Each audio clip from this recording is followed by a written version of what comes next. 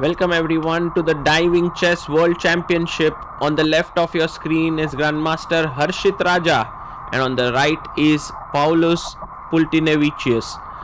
A very interesting encounter, maybe the gold medal match, you can say, in the dive chess. It's the fourth round of the day and Harshit with the white pieces opens with pawn to e4.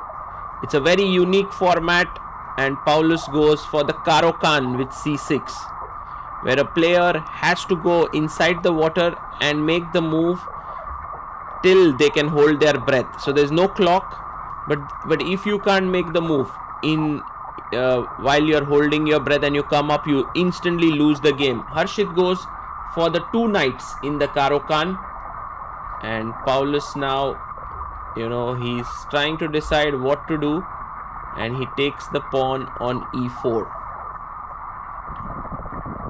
Harshit takes back. You never know how long this game will last. You need to keep your stamina intact. And Paulus takes his time, goes knight to f6. Queen e2. This is played before by Harshit, I believe, because if knight d7, there is this insane mate in 1. So Paulus, of course, won't fall for it, goes bishop to g4. And now Harshit may use his preparation with pawn to h3. And the reason why you have to constantly keep moving your hands is to keep your balance underwater. He plays pawn to h3, attacking the bishop. And now one way is to take the knight, but he goes bishop h5, creating this very complex play, because g4 is possible here. And by the way, you can see that in this pool there are other games also going on at the same time. Takes on f6. It's happening. This event is happening in Poznan in Poland. G takes f6 taken, and pawn to d3 by Harshit. He's opening up his bishop here. Knight comes out to d7. He first goes g4, bishop g6, d3, and I guess now should be knight d7.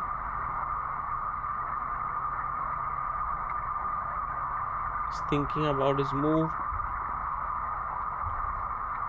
And yes, knight d7 has been played.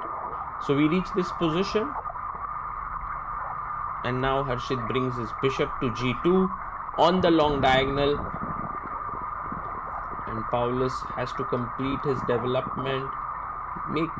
Where can this bishop come out? bg7, h5 is possible.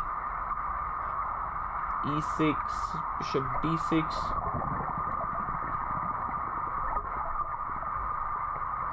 And he goes e6.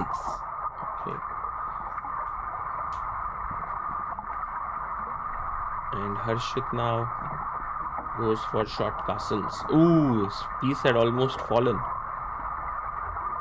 By the way, you can also see a small plate next to the board, and that is to put the captured pieces. Bishop g7 played.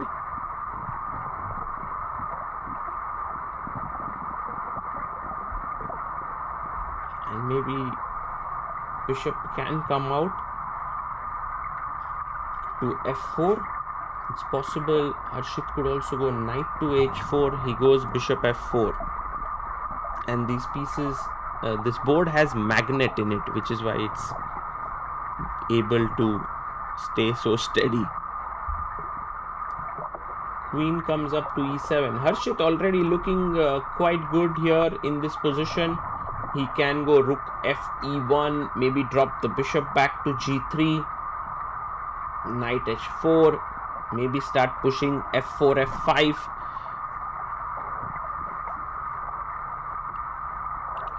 Knight h4 played here.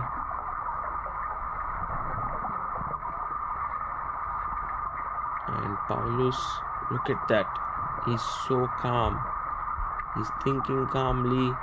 and pushes f5. Now the game starts to get sharp. Knight h4, the knight is attacked. If you play g5, trying to close down the diagonal, then h6 is possible. So Harshit has to decide what to do about this knight. If he comes back, knight f3, fg, hg, h5 does look a bit scary. Although you can close down the position with g5. He simply chops off the bishop. But the slightly unfortunate part for Harshit is that now the rook opens up. He can think that his bishop will do the needful in terms of defending this position, which is true in a way. The king is not super exposed, but it definitely looks like a very pleasant position for black.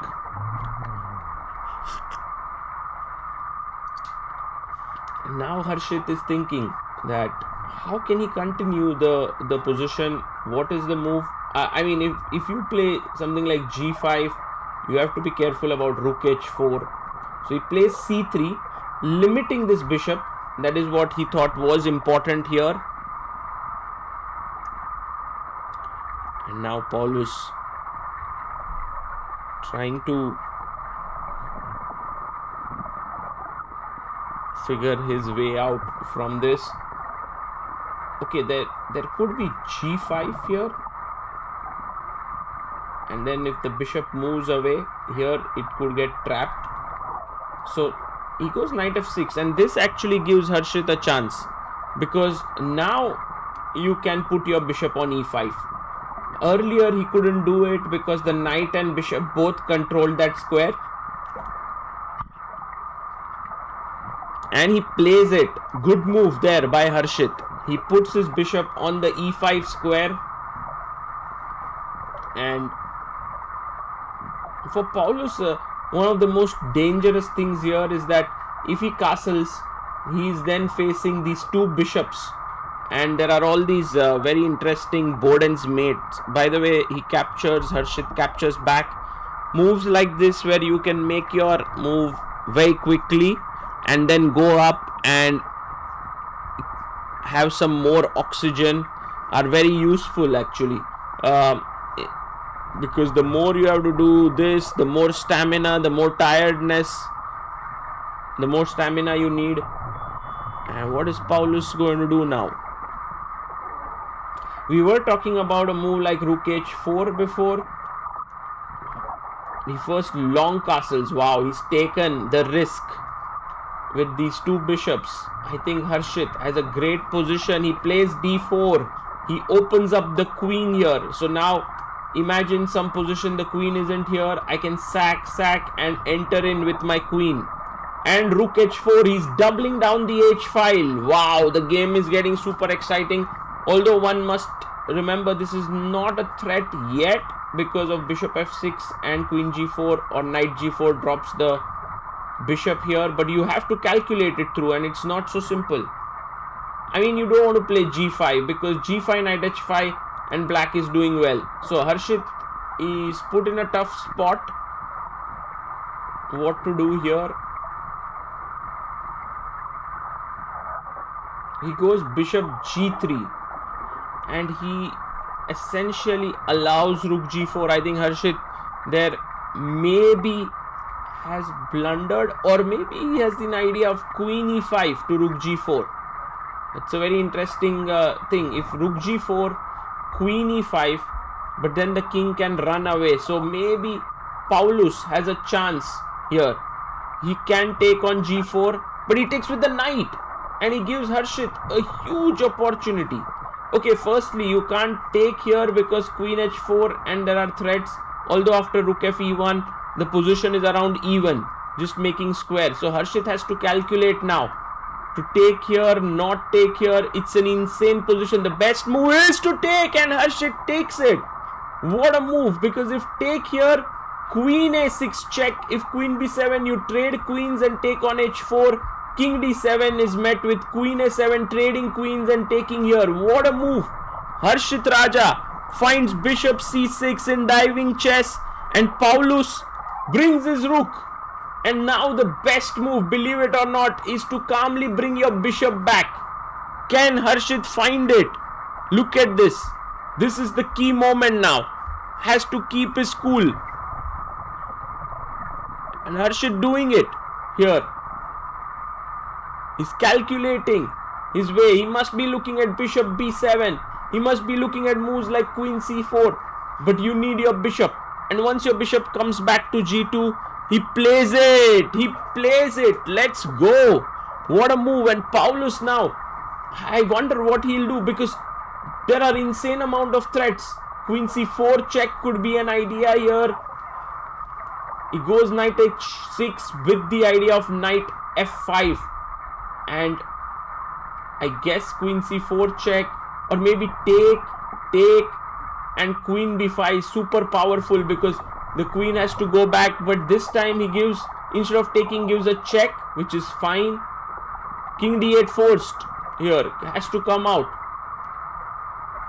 And now this very cool move, bishop b7, threatening a mate. And if you take with the queen, bishop h4 check. It's a very cool idea, but will Harshit find it? And also, you can imagine the players must already be tired. It's move 22. Oh, he finds that as well. What's up, Harshit bhai? You are playing insane chess. Mate in one threatened. Takes Paulius in big trouble. Bishop h4. Harshit plays it, goes up quickly to get himself some breath. And now, well, king e8 has to be played. And then you go queen b3. He goes g5. Okay, just chop off the pawn. Take the pawn. Now the dangers are that this queen and this rook are lined up. So you have to be very careful. f6.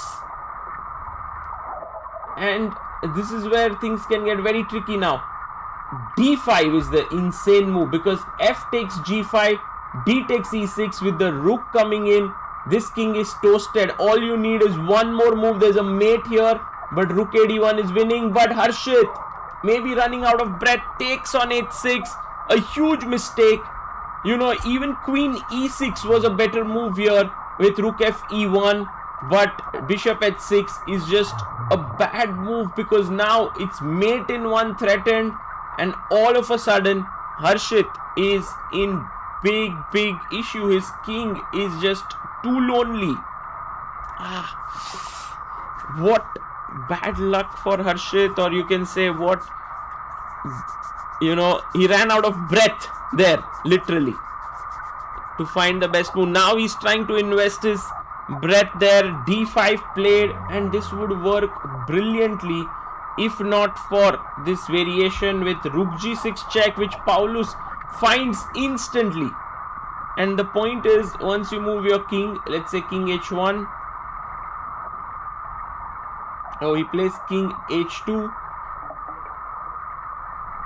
The problem is this wonderful move bishop f8 with the idea of queen h7 checkmate. That is the big problem. Otherwise, Harshit would have been winning here. What an incredible battle. Bishop f8 played by Paulius finds the best move. These two players have played so well here.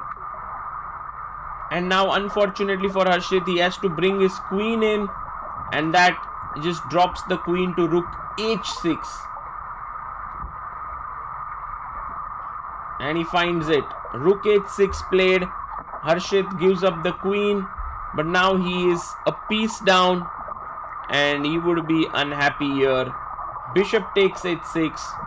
Black with a piece up. Okay, white is going to have 3 pawns after d takes e6, but that's not going to be enough.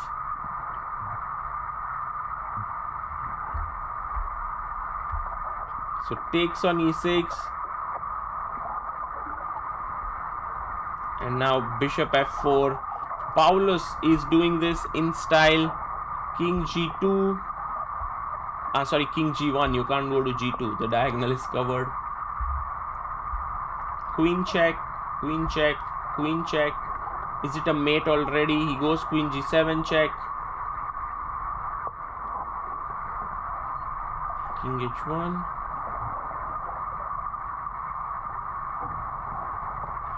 Queen h7. And now king g2. He goes queen e4 check. f3. And queen g6. I think Paulius has calculated this through. If king f2, there is a check here, followed by mate on one of these squares. And a check. And Harshit resigns there. And what a game this has been between Paulius and Harshit.